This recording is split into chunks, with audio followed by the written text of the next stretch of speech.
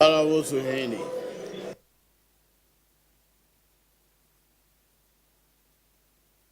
Honorable, all right, Honorable Fifi.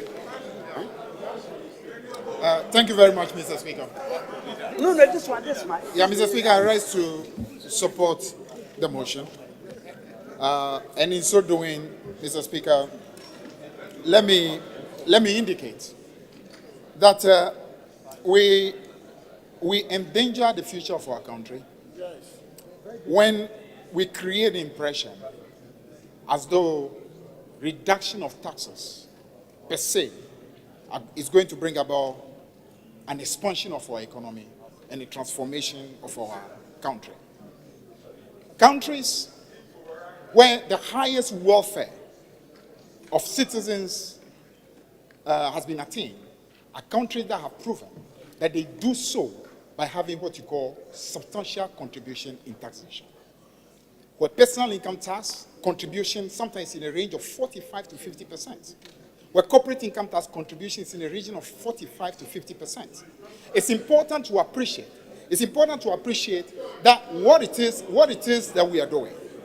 And this path that we are on is actually a path that is going to lead us to even greater economic difficulty. Mr. Speaker, this exercise is nothing short of an exercise in subterfuge. That's really what it is. Where you create an impression to the people, and then you come and do what you call cosmetic policies, which really brings no real effect. Because you see, as it's been established amply, this repeal and the previous reductions in real terms are not going to change the conditions of our people. So what it is we have done is to do some cosmetic reduction, hoping to use to deceive the people, but the people would wake up to the realization because the prices at the pump are not going to see a change. What is going to see a change is this, that the revenue of this country is going down.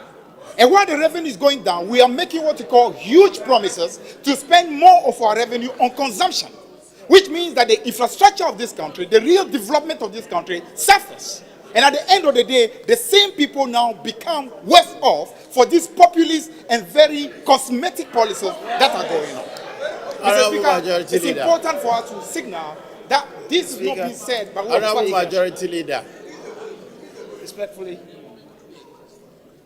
I think the use of the words deceive the people, that the purpose of this is to deceive the people, really tries to impute improper motives to the minister. Indeed, the Speaker, it offends Order 93 of our orders. And I'll plead with our colleague, the Speaker, to withdraw those words.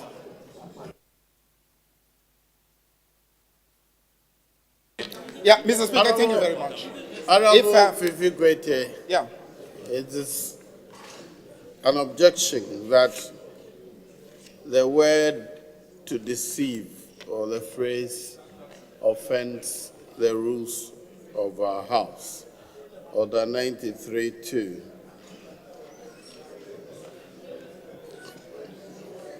It shall be out of order to use offensive, abusive, insulting, blasphemous, or unbecoming words, or to impute improper motives. The objection is that to deceive is to impute improper motives. I direct that you withdraw and rephrase. Mr. Speaker, I withdraw the word to deceive. And to simply explain that really what I sought to say is this, that we can claim, Mr. Speaker, we can claim we are relieving the people of their burden, when the real truth is that we are actually adding to their hardship. That's the point I was seeking to. So if the word deceive, it's not sitting well, I apologize and I withdraw. But Mr. Speaker, the point I want to make is that this call I'm making is not a partisan call. It's a national call. It's a national call. And Mr. Speaker, I really wish the Minister of Finance well. Genuinely, I do so. And I know the city sitting is important for the country. And I do know that deep down here, he appreciates that some of these populist measures that he's taking is going to become a difficulty for himself down the road. Because the minister... Honorable Fifi Kwetey, populist, it's another unacceptable word. Please. Kindly withdraw and proceed, please.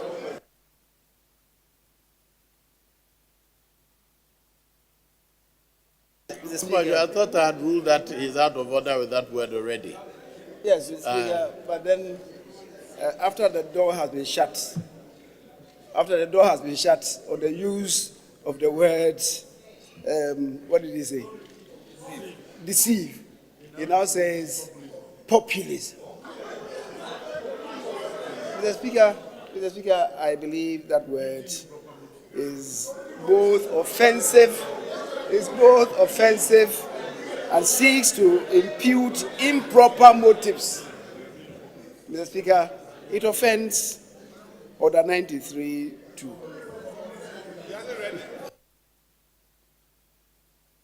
I've already ruled that you replace that word populism. Mr. Speaker, thank you very much. Anyway, the long and short of what I'm saying is the minister needs to appreciate that it's not always that we can achieve our economic objectives for this country. Reducing the fiscal space, increasing the fiscal space, bringing an economic expansion, creating jobs, by actually taking some of these very cosmetic policies, which at the end of the day are going to cause problems to our economy.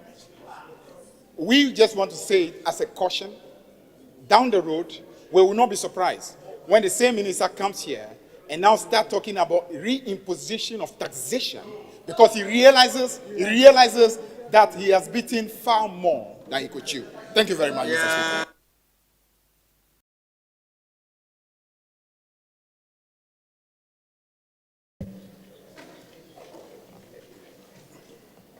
Yes, Honorable Fifi Kwetey. Thank you very much, Mr. Speaker.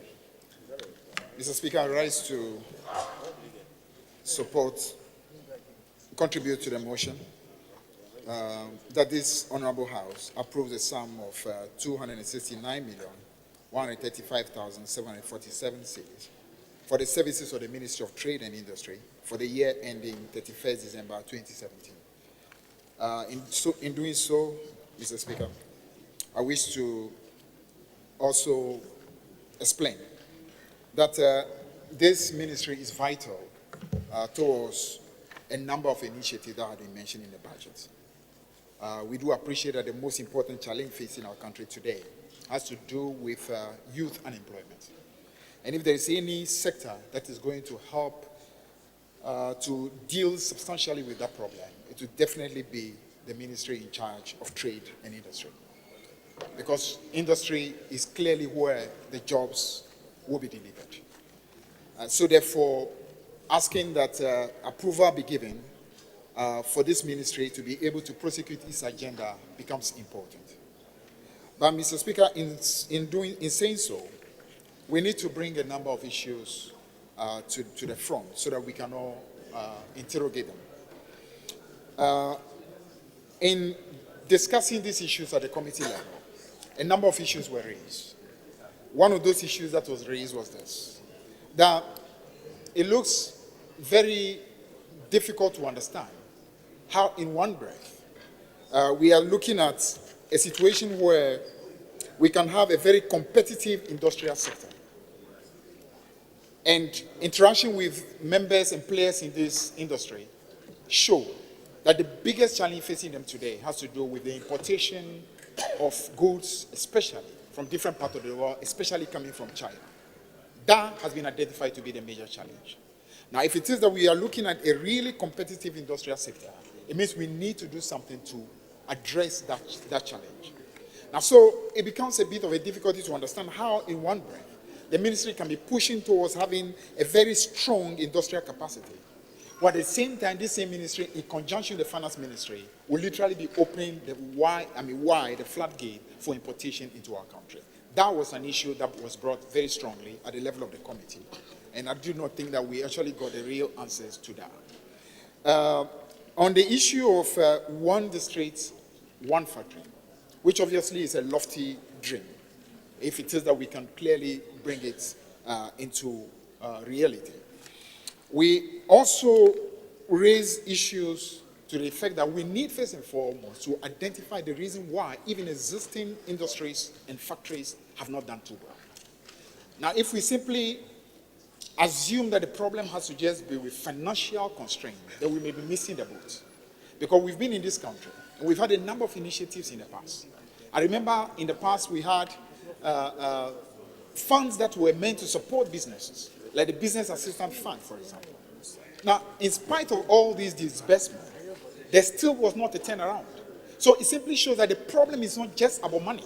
So we need to caution that the ministry undertakes a very thorough job in order to identify the real issues, so that we don't simply go throwing monies at some of the existing companies and industries with the view that somehow money is going to be the resolution of the issue.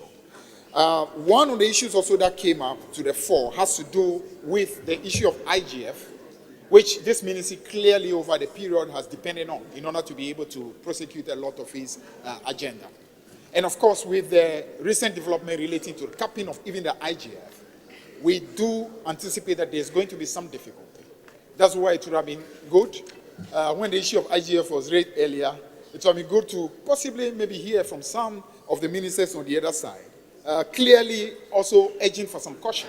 Because at the end of the day, there are going to be difficulties, and we are hoping that somehow this House will take note of it. The Minister of Trade and Industry will take note of it in order for us to have a constant review of these issues, so that we do not go down the year only to realize that these are what you call severe mistakes that have been made that are going to handicap us going forward.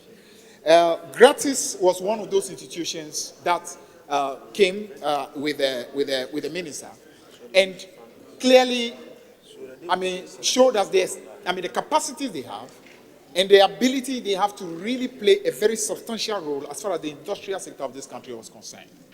And the major problem there again had to do with funding to Gratis. There's so many important things that Gratis could do, they are unable to do, clearly because of fund inadequacy. We want to urge that the minister will take that into consideration in order to ensure that an important agency such as Gratis will be able to have the necessary funding, because clearly they will be able to provide the necessary support in making sure that the agenda of the country in terms of industrial transformation becomes a reality.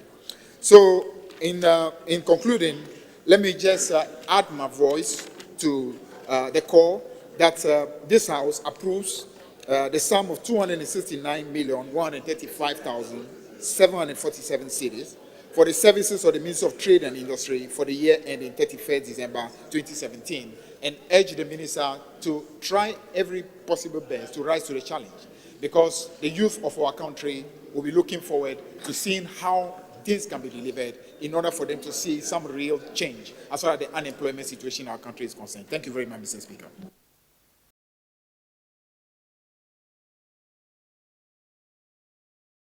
Thank you. Honorable Fifi Kwetey. Thank you very much, Mr. Speaker. Mr. Speaker, I also wish to support the motion asking this House to approve the sum of 1,560,926,672 cedis for the 2017 financial year. In saying so, Mr. Speaker, let me quickly point out that it's a bit disconcerting that we see a tendency towards centralization when we should, as a country, be moving more and more into trusting various organization institutions to be able to push forward the agenda for our country. This seeming distrust, if we are not careful, is going to lead to a situation where critical projects that this government wants to undertake will not be. It's almost as though the president doesn't seem to have a lot of confidence in his own ministers. It's almost as though. Because I would have thought that if you have as many as 110 ministers and deputies as we do have now, the least you can do is to have as much confidence in them that they will be able to prosecute your agenda. Now, to take away critical resources from these ministries that are supposed to be in charge of employment and industrialization, and you want to have one district, one factory, you take away critical resources and bring it to the center, where you are going to be in full charge of it.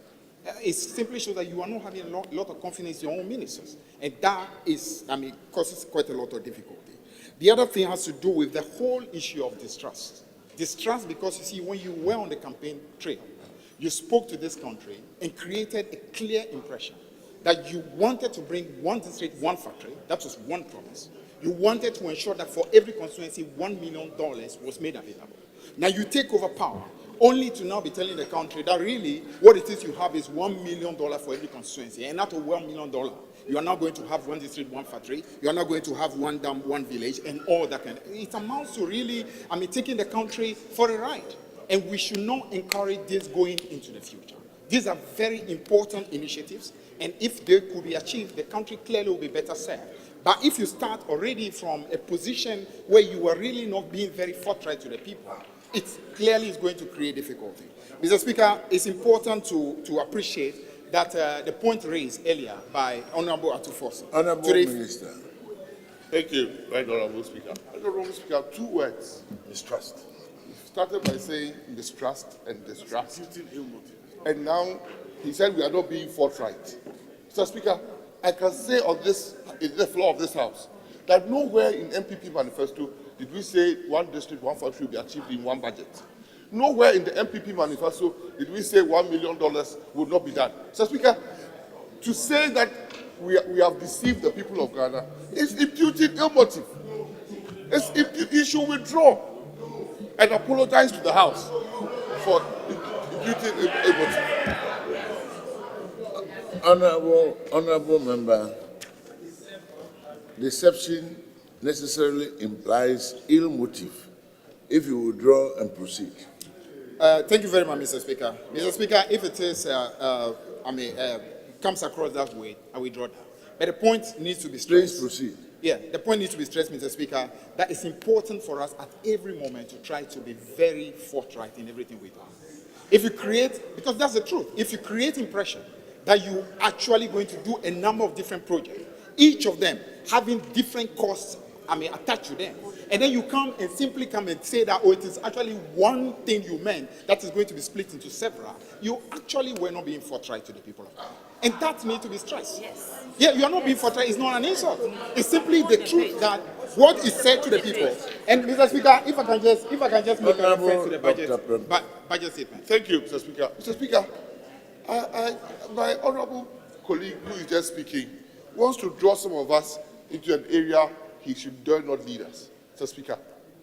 Mr. Speaker, in fact, if he heard MPP right, the word we used during this debate is not the word he's trying to put in the mouth of MPP. We said we will realign the capital budget. Mr. Speaker, we said we will realign the capital budget to take care, the 1.6 billion capital budget, to take care of our priorities. Where did we say we are even offering something new? We said the abuse and the misuse of the capital budget under the government, we are going to prioritize and make sure that the 1 million per constituency is funded out of the 1.6 capital budget. Where did we say we are going to bring new money? Where did we say that? Mr. Speaker, he should not dare paint us black and then go and execute us. Say what we said and criticize us and we would accept. Thank you, Mr. Speaker. Honorable Fifi Kwetey. Now, Mr. Speaker, let me just make direct reference to the budget statement. Paragraph 20 of the budget statement. It goes this way. Mr. Speaker, the 2017 budget will set in motion the following key policy priorities and flagship projects. 1, establishment of the Infrastructure for Poverty Eradication Project, IPEP. Under this project, every constituency will be allocated the cedi equivalent of $1 million to combat poverty and improve the lives of rural dwellers and deprived communities. That's 1. 2, implementation of the One District, One Factory program. 3, the establishment of the Zongo Development Fund to support the provision of critical infrastructure. 4, the rollout of the National Identification Scheme to facilitate the efficient delivery of public and private services, and on and on and on to the very final one, the restoration of teachers and nurses training allowances. It is clear that from this budget statement, the minister clearly, meant that these are different projects and different programs that are going to be undertaken. It's obvious. Now, so if you created this impression, and then you come around later on to come and tell us that, oh, what you meant all along was that you were going to make available $1 million, and after that $1 million, you are going to now share them into little pieces, you obviously were not being forthright to the people of Ghana. And that's the point I'm making, Mr. Speaker. So, Mr. Speaker, really, in concluding, let me say that these initiatives are important, but it's important for us to be able to... Thank you for coming back again, Mr. Speaker. Mr. Speaker, I wonder which budget he is reading. Yes, we are all there. Paragraph 20, no page. No, paragraph 20, no page. Paragraph 20, no page. Mr. Speaker, and I read. Order. Mr. Speaker, and I read. Listen. Mr. Speaker, the 2017 budget, Mr. Speaker, that is what is there. Maybe, Mr. Speaker, it is clear, but for understanding of the English language, Mr. Speaker, I read. Mr. Speaker, I read. Mr. Speaker, the 2017 budget, listen to the words. Mr. Speaker, the 2017 budget will set in motion. Will set in motion. Will set in motion. Mr. Speaker, Honorable Fifi Kwetey appreciates the English language better. He understands the English language better. Mr. Speaker, what is there is that the 2017 budget will set in motion the following key priorities and flagship projects. Never anywhere is this said that we will complete the project.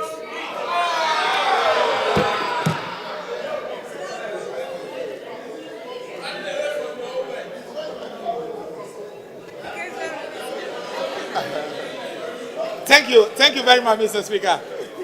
Mr. Speaker, I'm happy that my good friend actually made a lot of effort. You are a privilege to continue and conclude. Thank you very much, Mr. Speaker. That my good friend made a valiant effort, but the effort actually ended in futility. Because in the first place, we never said here that the $1 million is meant to complete every project in 1 year. None of us said so. No. The point we are making is that these are very important initiatives, but please, let's be totally forthright. Let's be totally comprehensive in doing so that the people can understand what it is we want to achieve. And in so doing, Mr. Speaker, I wish to say that we signal that we support. That this motion be approved in order for us to. Thank you very much. Thank you very much.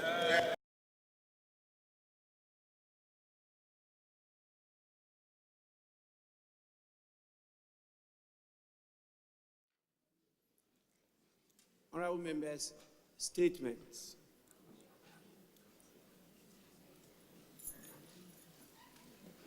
There is a statement which stands in the name of Honorable Ben Kpodo. I think we'll start with that. But in view of what happened yesterday, when the ministers appeared to brief the House on some of these issues, I would advise that contributions take that on board, and that we also limit the contributions to a few people to support a statement. So, Honorable Member, you may now proceed with the statement.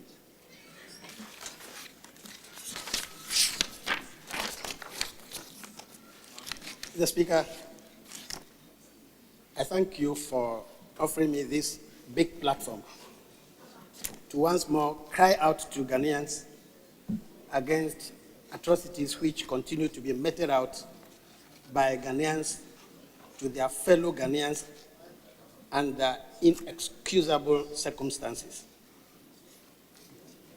Mr. Speaker, I am not reading a tribute, but it is with heavy heart that I recount the passing away of a young man, Mr. Johnson Kpodo Adjato, and the event that took him to the Volta Regional Hospital, popularly called Trafalgar Mortuary, on May 16, 2018.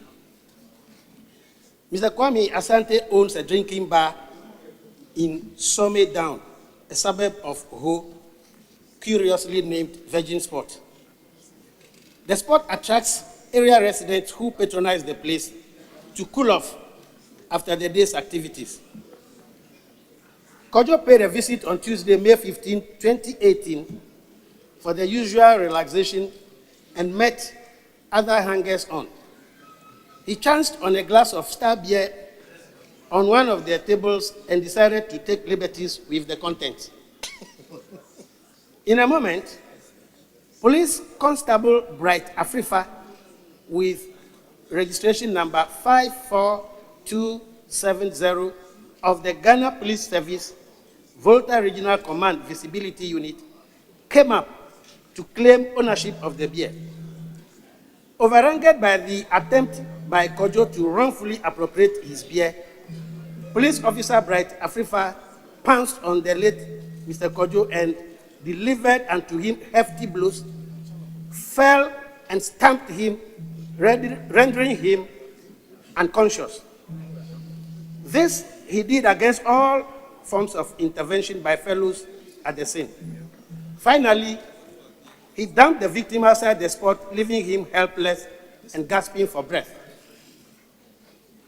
Mr. Speaker, a resident of the area, simply referred to as Patrick, who arrived at the scene later on, mounted pressure on Constable Bright Afrifa to send the late Mr. Johnson Kpodo Adjato to the nearby health facility called Royal Hospital, which he at that time agreed to do. At the hospital, he was requested to pay 40 cedis to open a folder for the victim. But Constable Afrifa went back with the victim, claiming that he could not afford that amount. The victim was taken to Trafalgar Hospital for treatment the following day, but could not survive as he passed away on May 16, 2018. Mr. Speaker, the family and hospital authorities reported the case to the police, who later picked up Constable Bright into custody at the Ho Municipal Police Station. My contacts with the police in Ho confirmed that the suspect has been processed for court this morning. He has also been interdicted on the orders of the Inspector General of Police. Mr. Speaker, this is one more case of police brutality on a civilian. The police are trained to protect the lives of our people. But in this particular case, and many similar instances, the men in uniform have rather become the source of brutalization of the very people they are trained and resourced to protect. And on this occasion, leading to the death of this 39-year-old man. We do not attribute to the police any deliberate agenda to constantly eliminate civilians at the slightest provocation. But the security forces required to inculcate into their character and calling a very high sense of humaneness, tolerance, respect for our laws, and self-control. This is because with their physical strength, training, and access to weapons, they can become dangerous to society if they cannot conduct themselves professionally and with self-control. We commend the police authorities in Ho for swiftly arresting the culprit, Police Constable Bright Afrifa. We want to believe, and this is critical, Mr. Speaker, that they will treat this case as they normally would do when the victim is one of their own, or a big man stroke woman in society. That will definitely serve as a deterrent and a lesson to our law enforcement officers and others who may harbor any such criminal intent. Justice must be obtained and seen to have been truly secured for the family of the late Mr. Johnson Kpodo Adjato. Regrettably, Mr. Speaker, Johnson Kpodo Adjato will not come back to life. But that is the way to appease those that Mr. Johnson Kpodo Adjato was unfortunately forced to leave behind. The people of Ho Central constituency express their condolences to the family. May his soul rest in peace. Mr. Speaker, one other important issue emerging out of this case is the attitude of the health professionals at the facility where the victim was first sent for medical attention. I ask, should 40 Ghanaian cedis be an obstacle for emergency first aid to be administered to a dying citizen? Perhaps Mr. Adjato would have survived if the medical personnel there had given him the urgently needed attention. The Medical and Dental Council and the Ghana Health Service are called upon to intervene in this case in order to prevent any such recurrence. Mr. Speaker, I thank you most sincerely.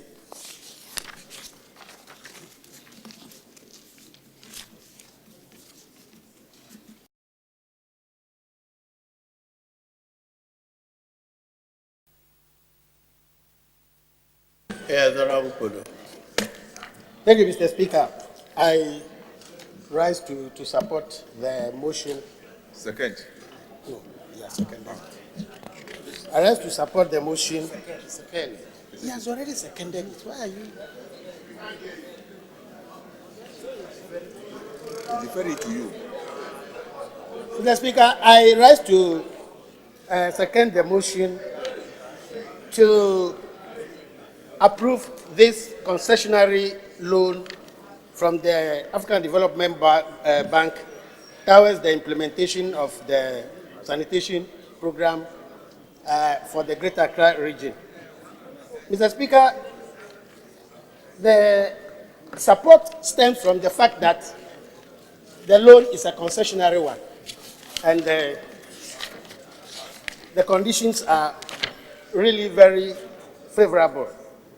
But as required, as we have required over the time, there was no debt sustainability analysis attached to this. We asked for it, but the sponsors were not able to produce it during the discussions at the meeting. Mr. Speaker, the other major problem we had with the agreement. Honorable Minister for Monitoring and Evaluation. The honorable member is misleading the House. The question was asked and an answer was given. Of the impact. That it is not every loan that comes that a DSA is that. But before they bring it, they would have done a DSA that would have incorporated it already. It's not loan by loan. The answer was given. So to say that no answer was given is not correct. It's not correct. That is not how DSAs are done. It is not done that way. So he's a senior member of the Finance Committee, and I think he should not inadvertently mislead the House. Very well. Honorable Kpodo, be guided by the objection by your committee member. Mr. Speaker, we asked for it, and it was important because we are concerned about the rising debt levels of the country. That's why we asked for it. And we will continue to ask. Mr. Speaker, there were a few other deficiencies in the agreement which we had to address. When you look at the third program and the fifth program, there doesn't seem to be any difference between the two. It will be necessary to collapse the two so that there will not be overlaps in the implementation of the gas leak program. Mr. Speaker, There was one issue of major concern to us. About 2.3 million UA of the loan will be assigned to microfinance institutions to lend to poor beneficiaries in the communities. Our worry is that this arrangement was not properly fashioned out and explained. Because which microfinance companies are you going to give the money to, at what interest, for them to lend again to supposed poor beneficiaries? It is of great concern to us, and then we think that the sponsors of the law, the implementers of the program, the Ministry of Sanitation and Water Resources, should ensure that monies that will be given to poor beneficiaries are at cheap costs, so that they will be able to afford the toilet facilities that they have to build in their homes. Otherwise, it will be on paper and they will not benefit from it. Mr. Speaker, we also tried to find out how much it would cost to build one toilet facility, one sanitation facility. But we were unable to get the figure. This will create problems for monitoring and for audit purposes. So as we stand here, yes, the program will be implemented, but we don't know in advance how much each is going to cost in every category. Some are central septic sewer tanks, some are private toilet facilities, but we don't know how much it's going to cost in each category. Mr. Speaker, we know that the particular program is for Greater Accra. Earlier on, we have had ASIP. We also have Gamma projects. So the question is, all our efforts are only in Accra. What about the other regional centers and district centers outside Accra? Yes, like my constituency, which is the regional capital, Ho Central. I've not seen any specific thing for it. We have requested the minister to find means of going outside Accra to the regions so that they can also benefit from such programs to improve their livelihood. But, Mr. Speaker, the most important worry for us is the rising public debt. Mr. Speaker, you will recall that we have been informed that we have a lot of money in Ghana. The Vice President who worked in the Bank of Ghana. Honourable Member, which paragraph of the report is the rising debt? Which section are you speaking to?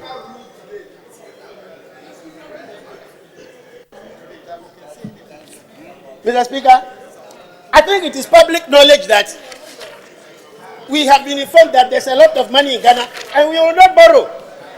We will not go and borrow money. But today, if we approve this, we are increasing the public debt by 219 million Ghana cedis. And more will be coming. That is our worry. That we should, Honourable Member, can you hear me in silence?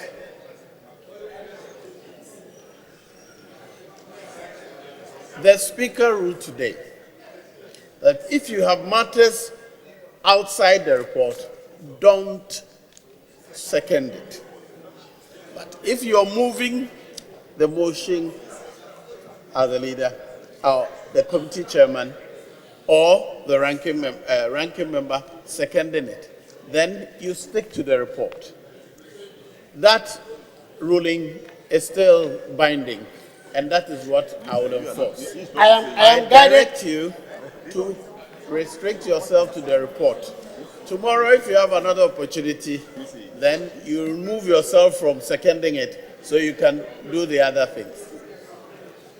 Mr. Speaker, I'm guided by your ruling. But I just want to emphasize that I'm speaking to this paper. Can you We tell me? are, by this approval, adding 48 million United States dollars to our public debt today when we approve this. And it is very important that we should be watching this, because that will change the debt to GDP ratio just after the approval is given. Mr. Speaker, in spite of all these numerous problems with the agreement that we are entering into, we still think that Greater Accra region should get the money so as to do the sanitation activities listed for the improvement of the livelihood of the people in the area. I thank you for the opportunity. I hope that when going by your advice, another one is requested for voter regime, you make the same agreement.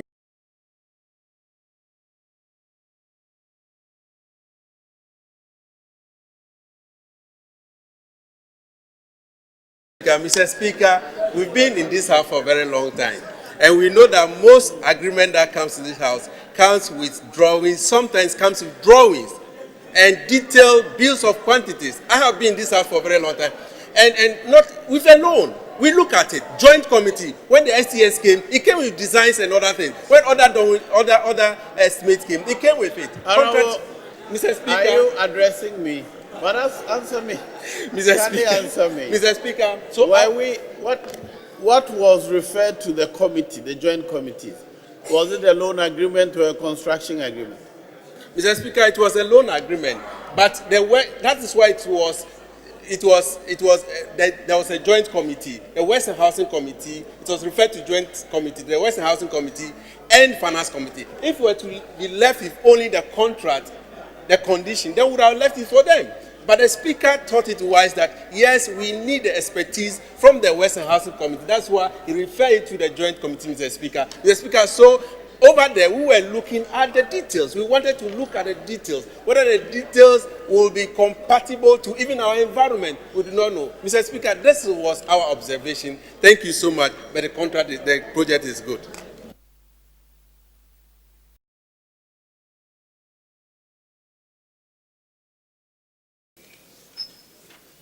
Next stands in the name of the Honorable Member for South Dai. Honorable. Thank you, Mr. Speaker. Mr. Speaker, I crave your indulgence to ask a question on behalf of my colleague who is on his way to the House. Mr. Speaker, I rise to ask the Deputy Minister for Education, when the construction of the basic school,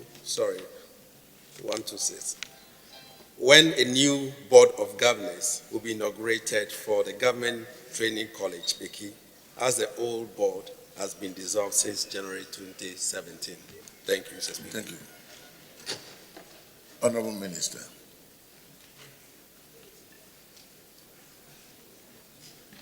Thank you very much, Mr. Speaker. Mr. Speaker, pursuant to the Presidential Transition Act, Act 2012, Act 845, all governing councils and boards under the purview of the Ministry of Education were dissolved to be constituted. Administrative processes for the reconstitution for the councils for the 43 colleges of education are currently ongoing. The ministry is in receipt of about 85% of the curriculum vitae of proposed members of the institutional representatives of the various councils of the colleges of education from the National Council for Tertiary Education. The ministry has submitted recommended members to the appointing authority for further action. We have, however, planned that councils of all 43 COEs will be inaugurated by the end of November 2017. Thank you very much. Thank you very much. Any further? Mr. Speaker, I would like to find out from the Deputy Minister what has caused the delay since January 2017. What has really caused the delay for the inauguration? Can we know? Honorable Minister. Thank you very much. Mr. Speaker, it's a process, and I am aware that some administrative processes are ongoing. So I'll crave your indulgence that you have patience till we inaugurate in November. Thank you very much. Mr. Speaker, the Deputy Minister has assured this House that by November ending, the boards of the 43, including the Government Training College or College of Education of Peking, will also be inaugurated. We want to find out from the Deputy Minister that all decisions that have been taken in the interim between January and today, all the decisions that have been taken by those who are in the hemisphere affairs, I hope and we hope that those decisions will be accepted when the new board comes on stream. You want the Honorable Minister to anticipate whether the board will accept or not? Mr. Speaker, in the recent time we had similar situation somewhere in Winneba, and therefore we want assurance from the ministry or the minister that that situation will not occur in other Peking or any of the colleges of education. So I want assurance from the minister. Honorable Member, Honorable Dafiano, that is rather speculative. Any other? Otherwise, we move on to 142 in the same name. So I trust that you will handle it. Yes, Honorable. Thank you, Mr. Speaker. Mr. Speaker, I have a question on the 126. That is to find out from the Minister, Deputy Minister, what happened to decisions that are taken by the school in the absence of the board. But Honorable, is this not constituency specific? Because you see, we agreed on certain principles. Unfortunately, I don't bend when we've all agreed on something. So, is that how we are going? In my town, in Osu, whatever the elders are going to do, they say, they want the ground rules, how we are going to go. So, I pray, now that we've all come to a certain decision, constituency specific questions, limited to the asker of that question. So I will say that will apply accordingly because we have agreed. Honorable, please, will you please ask the next question? 142.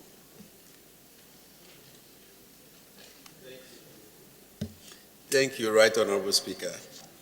Right Honorable Speaker, rise to ask the Minister for Education when the construction of basic school block for Tongo Ajebui in the Sabdine district, which began in 2013, will be completed. Thank you, Mr. Speaker. Honorable Minister.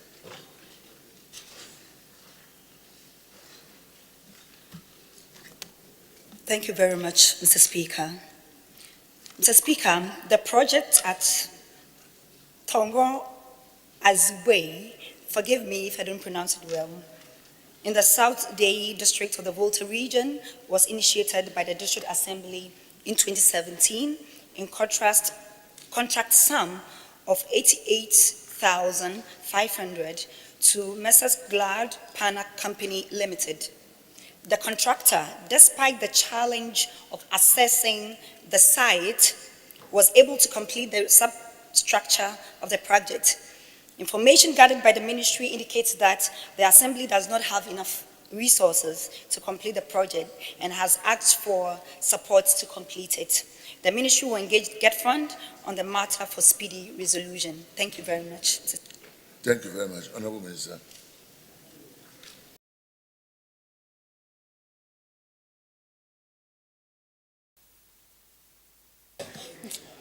Thank you, Mr. Speaker. Mr. Speaker, for admitting the statement last 2 weeks. And we're expecting to read this statement in commemoration of the Open Parliament Week, which you gracefully chaired last week.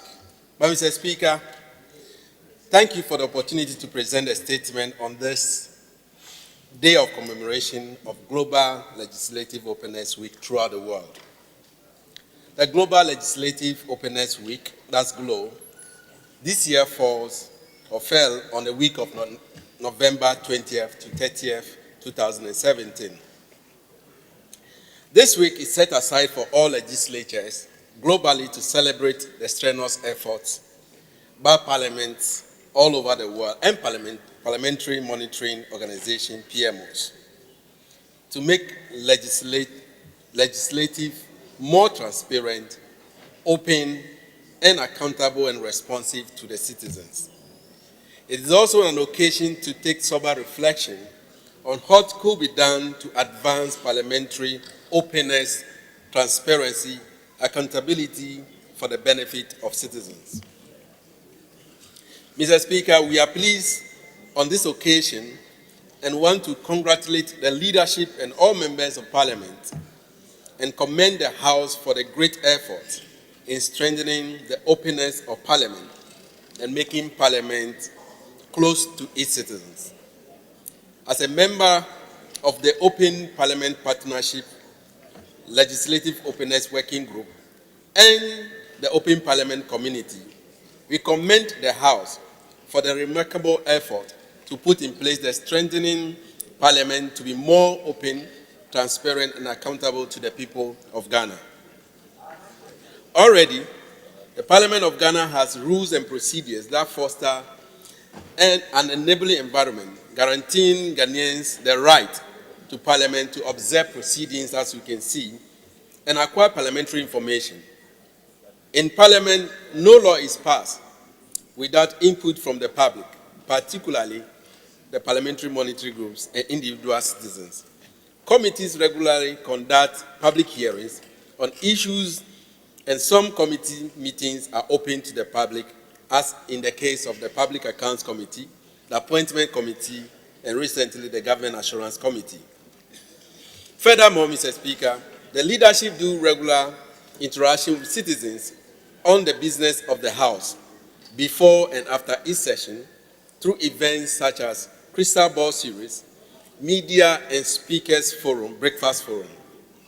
Another great event, another great milestone is the e-Parliament that the House is embarking on to transform how the House performs its business and to bring Parliament closer to the people. Mr. Speaker, despite this phenomenon, progress in making Parliament more transparent and open and accountable to the people, there is more room for improvement and other progressive issues for Parliament to consider to strengthen parliamentary openness as well. Mr. Speaker, as a member of OGP community in Legislative Openness Working Group, we will employ the House to consider the adoption of Global Declaration on Parliamentary Openness, which has been endorsed by the Interparliamentary Union, and develop a roadmap for its implementation to enhance the culture of openness.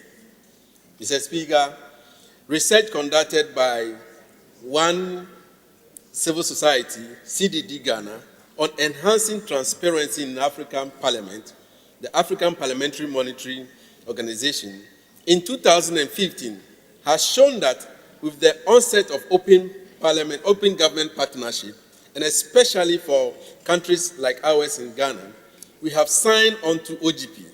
The public is demanding greater accountability and responsiveness from us as parliamentarians. There is therefore the need to explore ways to reach out to citizens and engage Parliament in its work. This is an arena that civil society organizations or parliamentary monitoring groups organizations have the opportunity and ability to enhance parliamentary effort to inform citizens and engage them in parliamentary process. Mr. Speaker, with our few years' experience in Parliament, we can say that PMO are potentially a valuable ally in the process of strengthening and promoting Parliament. The monitoring work performed by PMO help Parliament to put on track and equip the institution to provide the necessary oversight over the executive. Mr. Speaker, it is our humble appeal that Parliament institute regular engagement with PMOs in the country to strengthen our relationship, to see how best Parliament can rely on PMOs for the readily available information for our work. At this point, I would like to commend some of the PMOs that have supported Parliament to strengthen the culture of openness. The Ghana Center of Democratic Development, CDD, the Star Ghana, the Pen Plus Byte, African Parliamentary Center, the Institute of Economic Affairs, the Institute of Democratic Governance, and Ghana Integrative Initiative, among others. To conclude, Mr. Speaker, let us be mindful that if we do not open up Parliament, the citizens will find a way to open Parliament up for us. We will therefore encourage all of us not to relent in our efforts to make Parliament more transparent, open, accountable, and responsive to the people of Ghana. Once again, we are grateful for the opportunity. Thank you, Mr. Speaker.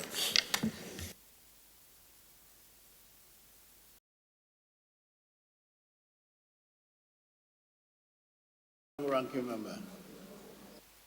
Thank you, Mr. Speaker. Mr. Speaker, I rise to support the motion and to ask that this House approves the sum of 91,481,044 Ghana cedis for the Ministry of Works and Housing for the year 2018. Mr. Speaker, we at the committee noted that indeed this year's allocation to the ministry has been slashed down from 108 million to 91 million, a shortfall of over 19% this year.